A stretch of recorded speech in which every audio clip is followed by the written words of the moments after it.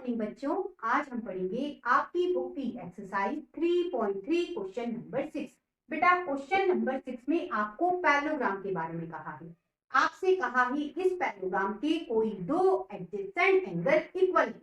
तो बेटा आपको इस पैरेललोग्राम के चारों ही एंगल बताने। सबसे पहले समझिए एडजेसेंट एंगल होते क्या है। देखिए आप बेटा एंगल ए और बी इन्हें कह सकते हैं एडजेसेंट एंगल।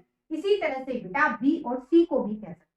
अब आपसे कहा है ये जो दोनों एंगल है बेटा वह क्या है, इक्वल है। यदि आप एंगल ए को x मानते हो तो बी भी क्या होगा, x होगा। ठीक है, तो लिख लेते हैं एंगल ए यदि x है तो एंगल बी भी क्वेश्चन में कहा है x ही लेना है।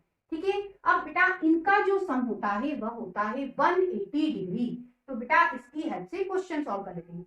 Angle A plus angle B equal to 180 degree. इन दोनों एंगल का सम 180 डिग्री। एंगल ए की जगह x, एंगल बी की जगह x equal to 180 degree. x और x हो गए 2x इक्वल टू 180 डिग्री। 2 को बेटा आप डिवाइड में डाल दीजिए, 2 के टेबल से कैंसिल करा, एंगल x आया बेटा 90 डिग्री।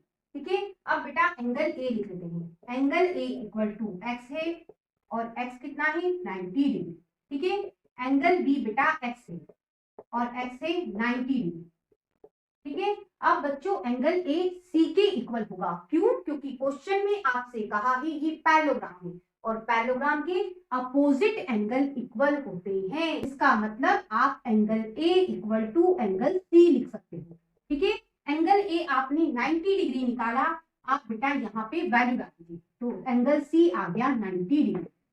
इसी तरह से हम angle B equal to angle D कर सकते हैं। एंगल बी आपने निकाला 90 डिग्री तो डी एंगल भी आ गया 90 डिग्री। इस तरह से बेटा पैरेललोग्राम की प्रॉपर्टी से ये क्वेश्चन सॉल्व हो गया। नेक्स्ट क्वेश्चन के लिए फिर मिलते हैं, तब तक के लिए गुड बाय।